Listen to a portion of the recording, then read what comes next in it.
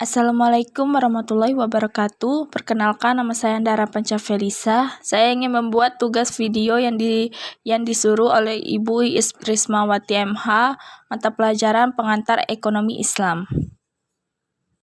Baiklah, saya akan menyampaikan materi tentang konsep harta dalam Islam. Konsep harta dalam Islam itu ada 3 materinya. Yang pertama, harta dalam perspektif Islam. Kedua, jenis-jenis harta. Dan ketiga, kepemilikan harta dalam Islam.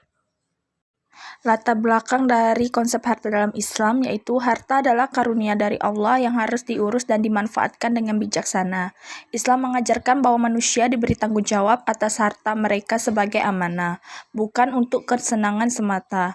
Kewajiban memberikan zakat sebagai bagian dari restribusi kekayaan juga menjadi aspek penting dalam konsep ini. Selain itu, Islam menekankan pentingnya keadilan dalam pembagian harta warisan, serta larangan terhadap praktik riba dan eksploitasi dalam mencari kekayaan.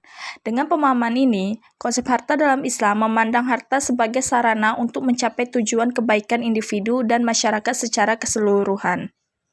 Oke, saya akan menjelaskan tentang harta dalam perspektif ekonomi Islam.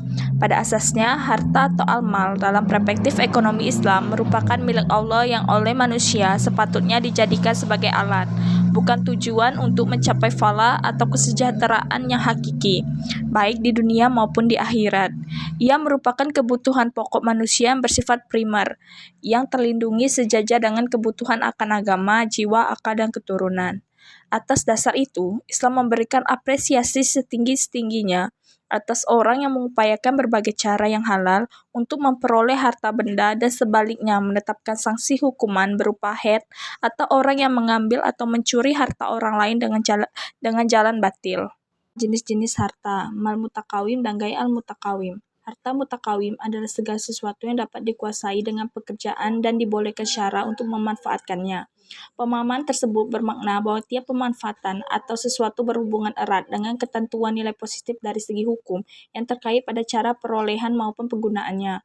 Misalnya, kerbau halal dimakan oleh umat Islam, tetapi apabila kerbau itu disembelih tidak menurut syara, semisalnya dipukul, maka daging kerbau itu tidak bisa dimanfaatkan karena cara penyembelihannya batal menurut syara. Harta gairah mutakawim ialah segala sesuatu yang tidak dapat dikuasai dengan pekerjaan dan dilarang oleh syara untuk memanfaatkannya. Harta dan perspektif ini dilarang oleh syara diambil manfaatnya terkait jenis benda tersebut dan cara memperolehnya maupun penggunaannya. Misalnya, habis termasuk harta gair mutakawim karena jenisnya sepatu yang diperolehkan dengan cara mencuri termasuk gair mutakawim. Karena cara memperolehnya yang haram, uang disumbangkan untuk pembangunan tempat pelacuran termasuk gair mutakawim karena penggunaannya yang dilarang syara.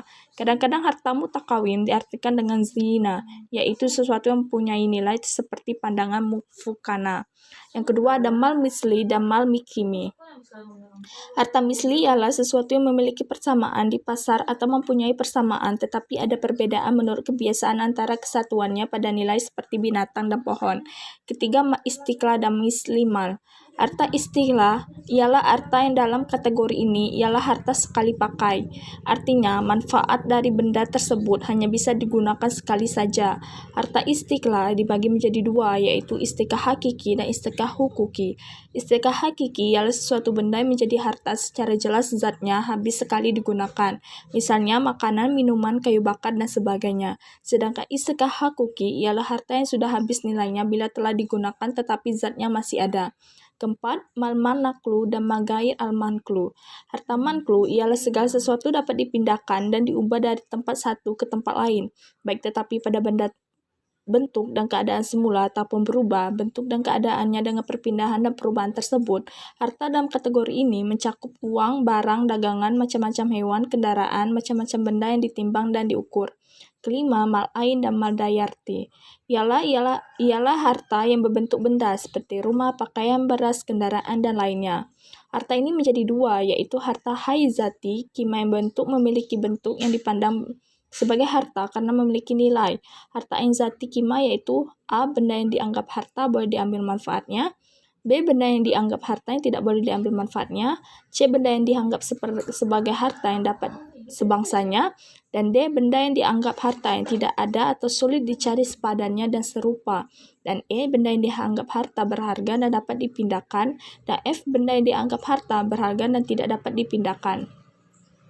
2. Harta ain gairi zaiti kima, yaitu benda yang tidak dapat dipandang sebagai harta karena tidak memiliki nilai atau harga, misalnya sebiji beras. Harta dain ialah kepemilikan atas sesuatu harta di mana harta termasuk masih berada dalam tanggung jawab seseorang. Artinya si pemilik harta hanya memiliki harta tersebut, namun ia memiliki wujudnya dikarenakan berada dalam tanggungan orang lain. Keenam, yaitu mal aini dan mal naif. Harta aini ialah benda yang memiliki nilai dan bentuk-bentuk berwujud, misalnya rumah, ternak, dan lainnya. Harta al-nafi ialah al-ar yang berangsur-angsur tumbuh menurut perkembangan masa. Oleh karena itu, ma'al nafi tidak berwujud dan tidak mungkin disimpan. Ketujuh, mal mamluk, mubah, dan mahjru. Harta mamluk ialah harta yang memiliki terbagi menjadi dua macam. Yang pertama, harta perorangan yang berpautan dengan hak, bukan pemilikan, misalnya rumah dan dikontrakan. Yang kedua, harta perkongsian antara dua pemilik yang berkaitan dengan hak yang bukan pemiliknya. Seperti dua orang berkongsi memiliki sebuah pabrik dan 5 buah mobil. Salah satu mobilnya disewakan selama 1 bulan kepada orang lain. B. Harta mubah, ialah tiap-tiap manusia boleh memiliki harta mubah sesuai dengan kesanggupannya. Orang yang mengambilnya akan menjadi pemiliknya sesuai dengan kaidah-kaidah di atas, sesuai dengan sabda Nabi yang berbunyi, barang siapa membebaskan tanah-tanah tak bertuan, maka ialah memilikinya. Yang ketiga yaitu harta mahjru, ialah harta yang oleh syara dilarang untuk dimiliki sendiri dan diberikan pada orang lain. Ada kalanya harta tersebut berupa wakaf atau harta secara khusus diberikan untuk masyarakat umum seperti pembangunan jalan, kuburan, masjid, sekolah, dan lainnya. Harta yang dapat dibagi dan harta yang tidak dapat dibagi. Yang pertama, harta yang dapat dibagi ialah harta yang tidak menimbulkan suatu kerugian atau kerusakan bila harta itu dibagi-bagi, misalnya beras, jagung, tepung, dan sebagainya. Yang kedua, harta yang tidak dapat dibagi ialah harta yang menimbulkan suatu kerugian atau kerusakan apabila harta tersebut dibagi-bagi, misalnya gelas, kemeja, mesin, dan sebagainya. 9. Harta pokok dan harta hasil. Harta pokok ialah harta yang memungkinkan muncul harta lain. B. Harta hasil ialah harta yang muncul dari harta lain. Pokok harta juga bisa disebut modal, misalnya uang, emas, dan lainnya. 10. Mal khas dan mal amma. Harta khas ialah harta pribadi, tidak bersekutu dengan yang lain, tidak boleh diambil manfaatnya tanpa disetujui pemiliknya. B. Harta am. Ialah harta milik umum yang boleh diambil manfaatnya secara bersama-sama. Harta yang dapat dikuasai terbagi menjadi 2 bagian. Yang pertama,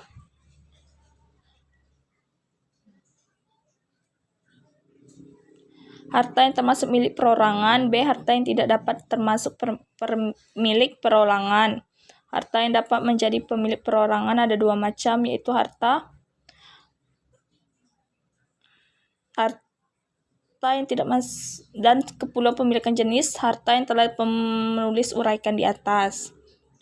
Yang pertama, al-tam, dan 2, al-magair al-atam. Lalu ada kepemilikan harta dalam Islam, kepemilikan individu dan umum. Islam mengakui adanya kepemilikan individu dan kepemilikan umum. Yang kedua, zakat.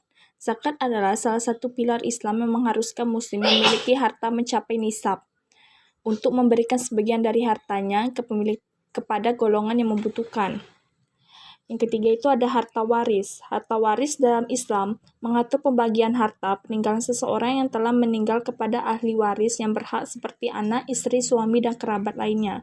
Yang keempat itu adalah wakaf. Wakaf adalah pemberian harta secara sukarela untuk kepentingan umum dan keagamaan. Harta wakaf tidak boleh dijual, diwariskan, atau dialihkan dan harus digunakan sesuai dengan tujuan wakaf. Yang keempat, larangan riba. Riba atau bunga uang dilarang keras dalam Islam. Riba dianggap sebagai bentuk eksploitasi dan ketidakadilan. Keenam, keadilan sosial. Keadilan sosial itu adalah Islam menekankan pentingnya keadilan sosial dalam distribusi harta.